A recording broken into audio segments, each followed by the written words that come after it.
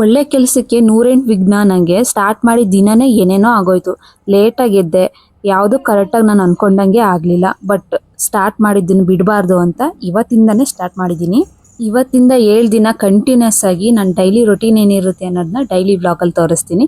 ನೀವು ಇನ್ನೂ ನನ್ನ ಚಾನಲ್ಗೆ ಸಬ್ಸ್ಕ್ರೈಬ್ ಮಾಡಿಲ್ಲ ಅಂದರೆ ಸಬ್ಸ್ಕ್ರೈಬ್ ಮಾಡಿ, ಮತ್ತು ನನ್ನ ವಿಡಿಯೋನ ಲೈಕ್ ಮಾಡಿ. ಎಲ್ರಿಗೂ ನಮಸ್ಕಾರ. ಎಲ್ಲರೂ ಹೇಗಿದ್ದೀರಾ? ಸೊ ಎಲ್ಲರೂ ಕೇಳ್ತಾ ಇದ್ವಿ ಡೈಲಿ ವ್ಲಾಗ್ ಮಾಡು ಮಾಡು ಮಾಡು ಅಂತ ಹೇಳಿ. ಪಾಪು ದೊಡ್ಡವಳು ಆಗ್ತಾ ಆಗ್ತಾ ನನಗೂ ಸ್ವಲ್ಪ ಟೈಮ್ ಸಿಗ್ತಾ ಇದೆ. ಅದರಿಂದ ನಾನೊಂದು 7 ಡೇಸ್ ಕಂಟಿನ್ಯೂಸ್ ಆಗಿ ಮಾಡೋಣ, ಚಾಲೆಂಜಾಗಿ ತೊಗೊಳ್ಳೋಣ ಅಂತ ಅಂದ್ಕೊಂಡಿದ್ದೀನಿ. ಬಟ್ ಸ್ಟಾರ್ಟ್ ಮಾಡಿದ ಮೊದಲನೇ ದಿನವೇ ಏನಾಯ್ತಂದರೆ, ನೈಟ್ ನನಗೆ ಸ್ವಲ್ಪ ಲೂಸ್ ಮೋಷನ್ ಥರ ಆಗಿತ್ತು. ಪಾಪು ಬೇರೆ ಯಾವಾಗಲೂ ಹೇಳ್ದೇ ಇದ್ದವಳು ರಾತ್ರಿ 2 ಟೈಮ್ಸ್ ಎದ್ದು 1 ಗಂಟೆ ಮಲಗಲೇ ಇಲ್ಲ, ಆಯಿತಾ. ಅದಾದಮೇಲೆ ಬೆಳಿಗ್ಗೆ ಎದ್ದಿದ್ದು ಲೇಟ್ ಆಯಿತು. ಆಮೇಲೆ ತಕ್ಷಣವೇ ಪ್ಲಂಬರ್ ಬಂದರು. ಅದು ಸ್ವಲ್ಪ ಕೆಲಸ ಇತ್ತು, ಅದೆಲ್ಲ ಮಾಡಿದರು. ನಾನು ತಕ್ಷಣವೇ ಬ್ರಷ್ ಮಾಡಿ, ಮುಖನೂ ತೊಳೆದಿಲ್ಲ, ಬ್ರಷ್ ಮಾಡಿ ಸ್ವಲ್ಪ ಸೌತೆಕಾಯಿ ತಿಂದೆ. ಆಮೇಲೆ ಬೆಡ್ಡೆಲ್ಲ ಕ್ಲೀನ್ ಮಾಡಿ ತಿಂಡಿ ಮಾಡೋಕ್ಕೆ ಕೂತ್ಬಿಟ್ಟೆ. ಯಾಕಂದರೆ ತುಂಬ ಹೊಟ್ಟೆ ಹಸಿವಾಗ್ತಿತ್ತು. ಮುಖನೂ ಕೂಡ ತೊಳೆದಿಲ್ಲ ನಾನು. ನೈಟೆಲ್ಲ ಸ್ವಲ್ಪ ಹೊಟ್ಟೆ ಸರಿ ಇಲ್ಲದೆ ಇರೋದ್ರಿಂದ ಎಲ್ಲ ಖಾಲಿಯಾಗಿಬಿಟ್ಟಿತ್ತು. ತುಂಬ ಹಸಿವಾಗ್ತಿತ್ತು. ಅದಕ್ಕೆ ಎದ್ದ ತಕ್ಷಣವೇ ಬ್ರಷ್ ಮಾಡಿ ಫಸ್ಟ್ ಸ್ವಲ್ಪ ಸೌತೆಕಾಯಿ ತಿಂದಾದ್ಮೇಲೆ ಬೇರೆ ಕೆಲಸ ಎಲ್ಲ ಮುಗಿಸ್ಕೊಂಡು ಆಮೇಲೆ ತಿಂಡಿ ಮಾಡಿದೆ. ಅದಾದಮೇಲೆ ಪಾಪುಗೆ ಎದ್ದ ತಕ್ಷಣವೇ ನಮ್ಮ ಅತ್ತೆ ಸ್ವಲ್ಪ ಅವರು ತಿಂತಾ ಇದ್ದಿದ್ದು ರೊಟ್ಟಿ ಎಲ್ಲ ಸ್ಮ್ಯಾಶ್ ಮಾಡಿಕೊಟ್ಟಿದ್ರು. ಅದಾದಮೇಲೆ ಅವಳಿಗೆ ರಾಗಿ ಸರಿ ಮಾಡಿ ತಿನ್ನಿಸ್ದೆ. ಇವಾಗ ಅವಳಿಗೆ 10 ತುಂಬಿ 11ಕ್ಕೆ ಬಿದ್ದಿದೆ. ಇವಾಗ 3 ಟೈಮ್ಸ್ ನಾನು ಊಟ ಕೊಡ್ತೀನಿ. ಸಾಲಿಡ್ ಸ್ಟಾರ್ಟ್ ಮಾಡಿದಾಗಿಂದನೂ ಅವಳಿಗೆ ರಾಗಿ ಸರಿ ಅಂದರೆ ತುಂಬ ಇಷ್ಟ. ಯಾಕಂದರೆ ಸ್ವಲ್ಪ ಚೆನ್ನಾಗೂ ಇರುತ್ತೆ. ತುಪ್ಪ ಹಾಕಿ ಕೊಡೋದ್ರಿಂದ ಈಸಿಯಾಗಿ ನುಂಗ್ಬೋದು, ಅಗಿಯಂಗಿಲ್ಲ. ಅದರಿಂದ ತುಂಬ ಇಷ್ಟ ಅವಳಿಗೆ. ಪಾಪು ನೋಡ್ಕೊಳ್ಳೋದ್ರಲ್ಲೇ ಟೈಮ್ ಹೋಗ್ಬಿಡುತ್ತೆ. ಅವಳಿಗೆ ಅಡುಗೆ ಮಾಡಿ ತಿನ್ನಿಸೋದಿಷ್ಟು, ಬಟ್ ಅದನ್ನು ಅಡುಗೆ ಮಾಡಿ ನಾವು ಅವ್ರು ತಿನ್ನಿಸೋದ್ರೊಳಗೆ 1-1.5 ಗಂಟೆ ಬೇಕು. ಇಲ್ಲ ಅಂತ ಅಂದರೆ ಅವ್ರು ಊಟನೇ ಮಾಡೋದಿಲ್ಲ. ಇದೆಲ್ಲ ಹೇಳ್ಕೊಳ್ಳೋ ಅಂಥ ಕೆಲಸಗಳಲ್ಲ, ಬಟ್ ತುಂಬ ಟೈಮ್ ತಗೊಳುತ್ತೆ. ಅದು ಎಲ್ಲೆಲ್ಲಿ ಟೈಮ್ ಹೋಗುತ್ತೆ ದಿನದಲ್ಲಿ ಗೊತ್ತಾಗಲ್ಲ. ಬೆಳಗ್ಗೆ ಎದ್ದು ಸಂಜೆ ತನಕ ಮಾಡಿದ್ದೇ ಕೆಲಸ ದಿನ ಅದೇ ಕೆಲಸ ರಿಪೀಟ್ ಆಗ್ತಾ ಇರುತ್ತೆ. ನಾನು ಅವಳಿಗೆ ಊಟ ತಿನ್ಸಾದ್ಮೇಲೆ ಬಂದು ನನ್ನ ತಲೆ ಎಲ್ಲ ಬಾಚ್ಕೊಂಡು ಆಮೇಲೆ ನನ್ನ ಮುಖ ತೊಳೆದಿದ್ದು. ಅವಾಗ ನಂಗೆ ಟೈಮ್ ಸಿಕ್ತು. ಮುಂಚೆ ಎಲ್ಲ ಎದ್ದ ತಕ್ಷಣ ಬ್ರಷ್ ಮಾಡಿ ಮುಖ ತೊಳೆದು ತಲೆ ಬಾಚ್ಕೊಂಡ್ಬಿಟ್ಟು ಆಮೇಲೆ ಬೇರೆ ಕೆಲಸ ಮಾಡ್ತಾ ಇದ್ದಿದ್ದು. ಪಾಪು ಆದ್ಮೇಲೆ ಎಲ್ಲ ಉಲ್ಟಾ. ಸೆಲ್ಫ್ ಕೇರ್ ಅನ್ನೋದು ಒಂದು 10 ಕಿಲೋಮೀಟರ್ ದೂರ ಹೋಗಿ ನಿಂತ್ಬಿಟ್ಟಿದೆ. ಯಾವಾಗ ಮತ್ತೆ ಬ್ಯಾಕ್ ಟು ರೊಟೀನ್ ಬರ್ತೀನಿ ಅಂತ ಗೊತ್ತಿಲ್ಲ. ಸೊ ಇದೆಲ್ಲ ಆದಮೇಲೆ ನಮ್ಮ ಮನೆಯವ್ರು ಎದ್ರು. ಅವ್ರು ನೈಟ್ ಕೆಲಸ ಮಾಡೋದ್ರಿಂದ ಅಲ್ಲಿ ಸ್ವಲ್ಪ ನನಗಿಂತ ಲೇಟಾಗಿ ಹೇಳ್ತಾರೆ. ಅವ್ರಿಗೆ ಸಪ್ರೇಟ್ ತಿಂಡಿ ಮಾಡ್ಕೊಡ್ತೀನಿ. ಅವರು ಸ್ಟಿಮ್ಡ್ ವೆಜಿಟೇಬಲ್ಸ್ ಮತ್ತು ಎಗ್ನ ತಿಂತಾರೆ. ವಾರಕ್ಕೊಂದು 5 ದಿನ ಈ ಥರ ಇರುತ್ತೆ. ಇನ್ನೊಂದು 2 ಡೇಸ್ ಎಲ್ಲ ನಾರ್ಮಲಾಗಿ ನಾವೇನು ತಿಂಡಿ ತಿಂತೀವಿ ಮನೇಲಿ ಮಾಡಿರ್ತೀವಿ ಅದನ್ನೇ ತಿಂತಾರೆ. ನೆನೆಸಿಟ್ಟಿರೋ ಬಾದಾಮಿನ ಎದ್ದ ತಕ್ಷಣ ತಿನ್ನಬೇಕಿತ್ತು. ನೋಡಿ, ನಾನು ತಿಂಡಿ ಎಲ್ಲ ಆದಮೇಲೆ ಬಿಡಿಸ್ತಾ ಹಾಕ್ಕೊತಿದ್ದೀನಿ. ಇವರು ಈ ಕಡೆ ಪಕ್ಕದಲ್ಲಿ ತಿಂಡಿ ಮಾಡ್ತಾಯಿದ್ರು. ಇಬ್ಬರು ಏನೇನೋ ಮಾತುಕತೆ ಮಾತಾಡಿಕೊಂಡು ಬಾದಾಮಿ ತಿಂದ್ವಿ. ಮನೇಲಿರೋರೆಲ್ರಿಗೂ ಎಷ್ಟೇ ಕೆಲಸ ಇರ್ಬೋದು, ಎಷ್ಟೇ ಬ್ಯುಸಿ ಇರ್ಬೋದು, ಎಲ್ಲ ಒಂದು ಕಡೆ ಕೂತು ಏನೋ ಮುಖ ನೋಡ್ಕೊಂಡು ಮಾತಾಡ್ತಾರೆ ಅಂತ ಅಂದರೆ ಅದು ಊಟದ ಟೈಮಲ್ಲಿ ಅಷ್ಟೇ. ಅದು ಬಿಟ್ಟರೆ ಕಾಫಿ ಕುಡಿಯೋ ಟೈಮಲ್ಲಿ. ಇದೆಲ್ಲ ಆದಮೇಲೆ ಆ್ಯಸ್ ಯೂಶ್ವಲ್ ಡೈಲಿ ಮನೆ ಒರೆಸು, ಕಸ ಗುಡಿಸು, ಮನೆ ಒರೆಸು ಇಷ್ಟೇ.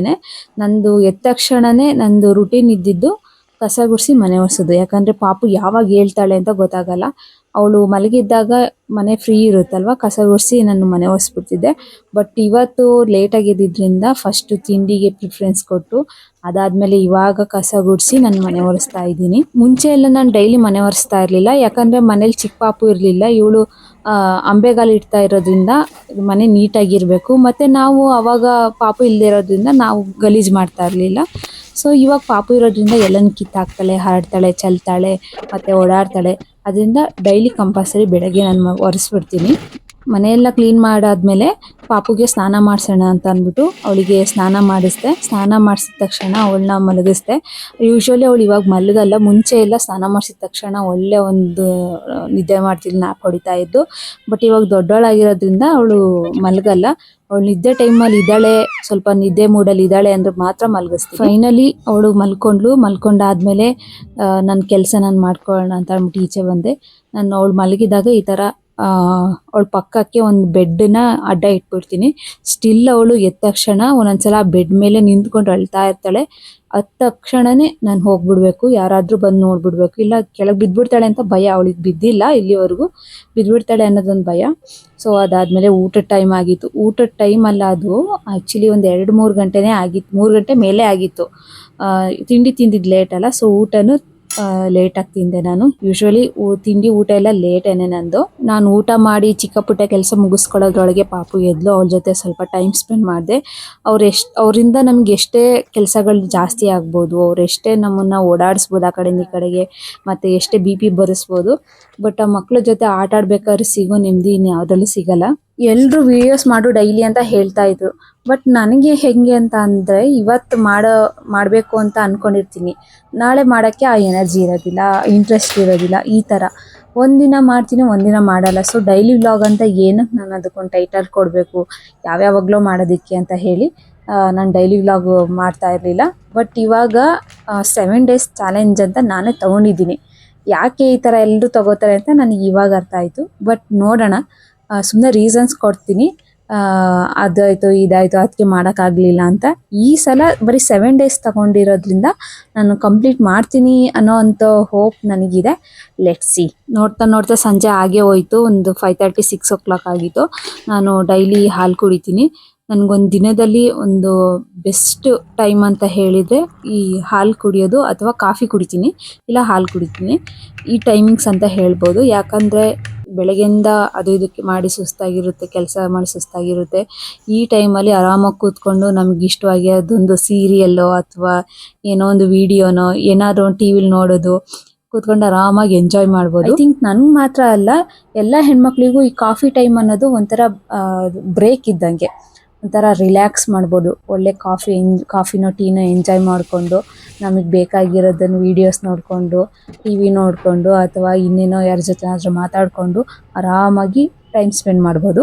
ಸೊ ಇದೆಲ್ಲ ಆದಮೇಲೆ ನಾನು ಸ್ನಾನ ಮಾಡಿಕೊಂಡು ದೇವ್ರಿಗೆ ಹಾಗೆ ಒಂದು ಕೈ ಮುಗಿದು ಪಾಪುಗೆ ಊಟ ರೆಡಿ ಮಾಡ್ತಾ ಇದ್ದೆ. ಸೊ ನಾನು ಇಷ್ಟೆಲ್ಲ ತರಕಾರಿ ಹಾಕ್ತೀನಿ. ನಾನು ಇಂಥದ್ದೇ ಕೊಡಬೇಕು ಅಂತ ಏನು ಸ್ಪೆಸಿಫಿಕ್ಕಾಗಿ ಮಾಡಲ್ಲ. ಅನ್ನ ಬೇಳೆ ಅಂತೂ ಇರಲೇಬೇಕು. ಸೊ ಅದ್ರ ಜೊತೆಗೆ ನಾನು ತರಕಾರಿನ ಆ್ಯಡ್ ಮಾಡ್ತಾ ಹೋಗ್ತೀನಿ. ಮನೇಲಿ ಏನಿರುತ್ತೋ ಅಷ್ಟನ್ನೇ ಹಾಕ್ತೀನಿ. ಅನ್ನ ಬೇಳೆ ಟೊಮೊಟೊ ಹಾಕಲೇಬೇಕು, ರುಚಿ ಚೆನ್ನಾಗಿ ಬರುತ್ತೆ. ಇದ್ರ ಜೊತೆ ನೀವು ಒಂದು ಸ್ವಲ್ಪ ಜೀರಿಗೆ, ಒಂದು ಸ್ವಲ್ಪ ಮೆಣಸಿನ ಪುಡಿ ಹಾಕೊಬೋದು. ನಾನು ಇವತ್ತು ಹಾಕಿಲ್ಲ, ಡೈಲಿ ಒಂದೊಂದು ಸಲ ಹಾಕ್ತಾಯಿದ್ದೆ. ಮತ್ತು ಸ್ವಲ್ಪ ತುಪ್ಪ ಹಾಕ್ಬಿಟ್ಟು ಕೊಟ್ಬಿಟ್ರೆ ಮಕ್ಕಳು ಚೆನ್ನಾಗಿ ಊಟ ಮಾಡ್ತಾರೆ.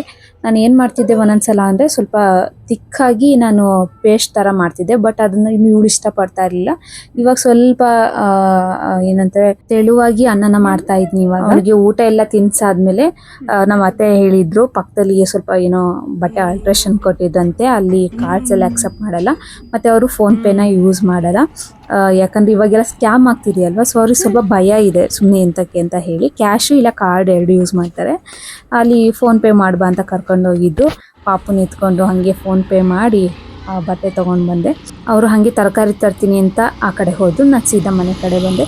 ಇದಾಗಿತ್ತು ಇವತ್ತಿನ ವಿಡಿಯೋ. ನಿಮಗೆ ಇಷ್ಟ ಆಗಿದೆ ಲೈಕ್ ಮಾಡಿ, ಸಬ್ಸ್ಕ್ರೈಬ್ ಮಾಡಿ. Thank you. Bye bye.